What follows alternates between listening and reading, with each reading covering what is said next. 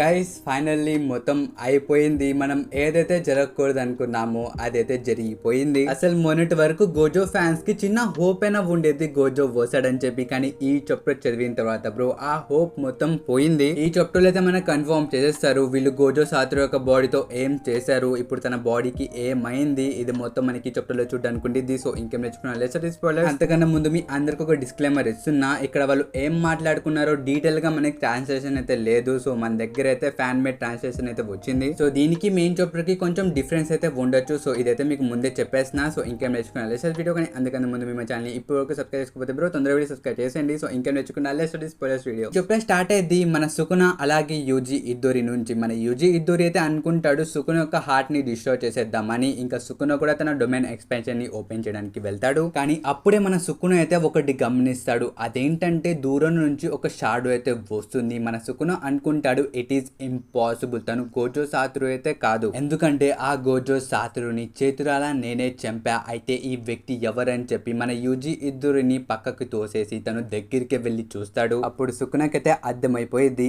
అక్కడుంది ఎవరో. ఇంకా మన సుకున చెప్తాడు నన్నైతే క్షమించు, నేను నిన్ను అండర్ ఎస్టిమేట్ చేశా, నేనైతే అనుకోలా నువ్వు ఇంతకి తెగిస్తావని చెప్పి యూటా ఒక్కొచ్చు అని చెప్పి తను అంటాడు. బ్రో ఇంతటితో మనకైతే అర్థమైపోయింది ప్రస్తుతం మన గోజో బాడీ లోపల ఉంది మన యూటా. ఇప్పుడు మీరు అనొచ్చు బ్రో ఇది ఎప్పుడు జరిగిపోయిందని చెప్పి. సో దీనికోసం మనకైతే ఒక ఫ్లాష్ బ్యాక్ లో కూడా తీసుకెళ్తారు. ఇది మీరు జాగ్రత్తగా వినండి. ఇక్కడ మన యూటా చెప్తాడు తన రీకా అయితే కెంజాకు యొక్క టెక్నిక్ ని కాపీ చేసింది. ఇప్పుడు యూటా కూడా ఆ టెక్నిక్ ని ఉపయోగించగలడు, అందుకనే ఈ బ్యాటిల్ లో కూడా ఆ టెక్నిక్ ని తను ఉపయోగిస్తానని చెప్తాడు. కానీ మన మాకి అయితే ఈ ప్లాన్ కి ఒప్పుకోదు. కానీ హకారి అయితే చెప్తాడు సరే ఈ ప్లాన్ అయితే బానే ఉంది, కానీ దీనికి అయితే కొన్ని కండిషన్స్ ఉన్నాయి. అదేంటంటే సుకునతో ఫైట్ చేయడానికి తన ముందు ఏ సోర్సరర్ లేనప్పుడు నువ్వు ఈ టెక్నిక్ ని ఉపయోగించాలని చెప్పి మన హకారి చెప్తాడు. కానీ పక్క నుంచి ఫుస్కాబే చెప్తాడు ఇది మొత్తం ఎందుకు, నువ్వు జస్ట్ గోజో యొక్క లిమిట్లెస్ టెక్నిక్ ని కాపీ చేయొచ్చు కదా అని చెప్పి తను అంటాడు. కానీ షోకో చెప్పేది మీ దగ్గర 6 ఐస్ లేకుండా లిమిట్లెస్ టెక్నిక్ ని కాపీ చేయడానికి అవ్వదని చెప్పి మన షోకో చెప్పిద్ది. ఇంకా ఫుస్కాబే చెప్తాడు అయితే యూటా నువ్వు ఆ లిమిట్లెస్ టెక్నిక్ ని కాకుండా గోజో యొక్క 6 ఐస్ ని కాపీ చేసి అసలు ఒక్క దెబ్బతో అన్ని పనులు అయిపోతాయని చెప్పి మన ఫుస్కాబే చెప్తాడు. అప్పుడు షోకో చెప్పిద్ది అసలు 6 ఐస్ వచ్చేసి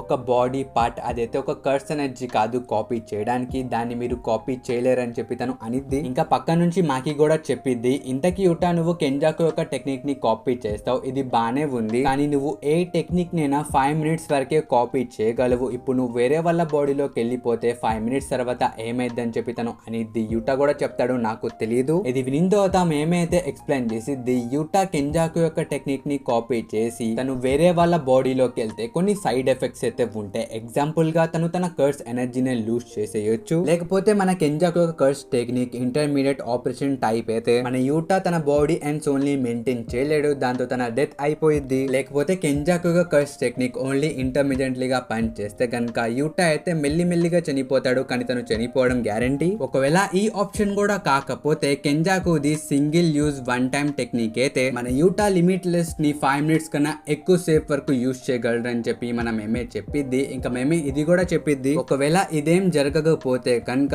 మన యూటా తన యొక్క కర్స్ టెక్నిక్ ని పర్మనెంట్ గా లూజ్ చేసేసి తను ఎల్లప్పుడూ గోజో యొక్క బాడీలోనే ఉండిపోవాల్సి వచ్చిందని చెప్పి తను అనిద్ది. అసలు ఇవి మొత్తం వినిన తర్వాత మన యూటా అయితే చెప్తాడు ఇది మొత్తం మీరు ముందుగానే ఎందుకు ఆలోచిస్తున్నారు, ఇది మన లాస్ట్ ఆప్షన్, నేను ఫస్ట్ వెళ్ళి నా యొక్క ఓన్ డొమైన్ తో సుకునతో ఫైట్ చేస్తా, ఒకవేళ నేను విన్ అవ్వకపోతే నేను గోజో యొక్క బాడీని యాక్సెప్ట్ చేస్తా అని చెప్పి తను అంటాడు. అసలు ఈ మాట విన్న తర్వాత మన ఫుస్కాబే అయితే చెప్తాడు నీ ప్లాన్ అయితే బానే ఉంది, కానీ ఇది హ్యూమన్లీ లా అయితే లేదని చెప్పి తను అంటాడు. ఇది వినిన తర్వాత యూటా చెప్తాడు హ్యూమన్లీగా లేకపోవడం ఏంటి, ఐ థింక్ నువ్వు మర్చిపోయినట్టున్నావు, మనం ఫైట్ చేయడానికి వెళ్ళేది ఒక స్ట్రాంగెస్ట్ సోర్సరర్ తో, ఆ సుకునతో. అసలు ఒక మాన్స్టర్ తో ఫైట్ చేయాలంటే మనం కూడా మన హ్యుమానిటీని పక్కన పెట్టేయాలి, అయినా మీ అందరూ భయపడుతున్నారా ఒక మాన్స్టర్ లా మారడానికి అని చెప్పి మన యూటా చెప్తాడు. అప్పుడు మాకి చెప్పిద్ది లేదు మేమేం భయపడట్లేదు, కానీ మాకైతే దిగులుగా ఉంది నీకేమైద్దు అని చెప్పి తను అనిద్ది. అప్పుడు యూటా అయితే చెప్తాడు ఏంటి మీ అందరూ నా గురించి కన్సెంట్ అవుతున్నారా, అయితే గోజో సెన్సే పరిస్థితి ఏంటి, తను మనకి ఇంపార్టెంట్ కాదా, అసలు తను మనందరినీ ప్రొటెక్ట్ చేయడానికి హీ బికమ్ ఏ మాన్స్టర్, ఒకవేళ గోజో సెన్సేనే ఇక్కడ నుంచి వెళ్ళిపోతే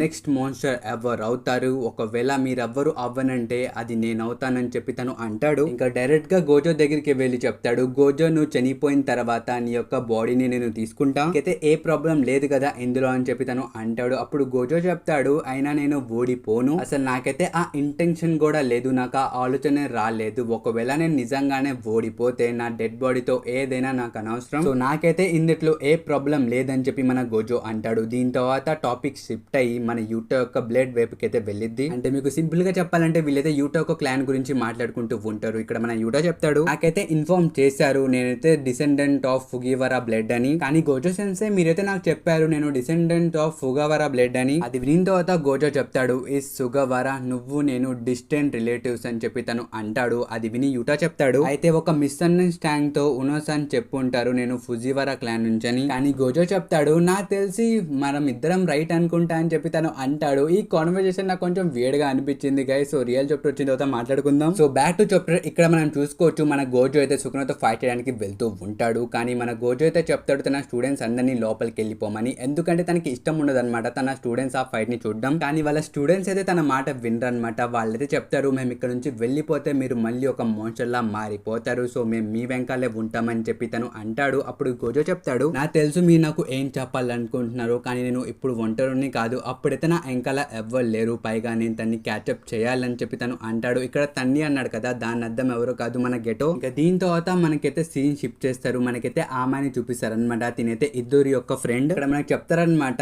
ఈ అమ్మాయి అయితే షుగర్ ని యాంప్లిఫై చేయగలడు, సో వేరే రకంగా అవుట్పుట్ ని ఇవ్వగలడు. ఇక్కడ ఎలాగో మన షోకో ఒక బ్రెయిన్ సర్జరీ చేయాలి కాబట్టి తన్ని కూడా తన మెడికల్ టీమ్ లోకి జాయిన్ చేపించుకునిద్ది. ఇంకా పక్కనే మనం చూసుకోవచ్చు అక్కడ మన యూటా అయితే ఆ మెడికల్ ఆఫీస్ లో అయితే ఉన్నాడు. తన బాడీ అయితే సగానికి తగ్గిపోయింది సుకున్ యొక్క స్లాసెస్ తో. వీళ్ళు ఏదో ఒకటి చేసి మన యూటాని అయితే కాన్షియస్ లోకి తీసుకొని వస్తారు. అప్పుడు మన యూటా చెప్తాడు, నేనైతే నా లిమిట్ లో ఉన్నా, అందుకనే నువ్వు ఏం చేయాలనుకున్నా తొందరగా చేయి షోకో అని చెప్పి తను అంటాడు. అప్పుడు షోకో చెప్పింది, నువ్వైతే ఏం కంగారు పడమాక, గోజో యొక్క బాడీ అయితే రెడీగా ఉంది, ఇప్పుడే అనమాట నేను తన బాడీని జోడించా స్ట్రెచెస్ ద్వారా, కానీ నువ్వైతే ఒక పని చేయాలి, నీ మైండ్ ని మార్చిన తర్వాత నువ్వు వెంటనే నీ యొక్క రివర్స్ కస్ టెక్నిక్ ని ఉపయోగించి గోజో యొక్క బాడీని హీల్ చేయాలి, దాని తర్వాత నువ్వు సక్సెస్ఫుల్లీ గోజో యొక్క బాడీలోకి ఎంటర్ అవుతావు అని చెప్పి తను అనిద్దన్నమాట.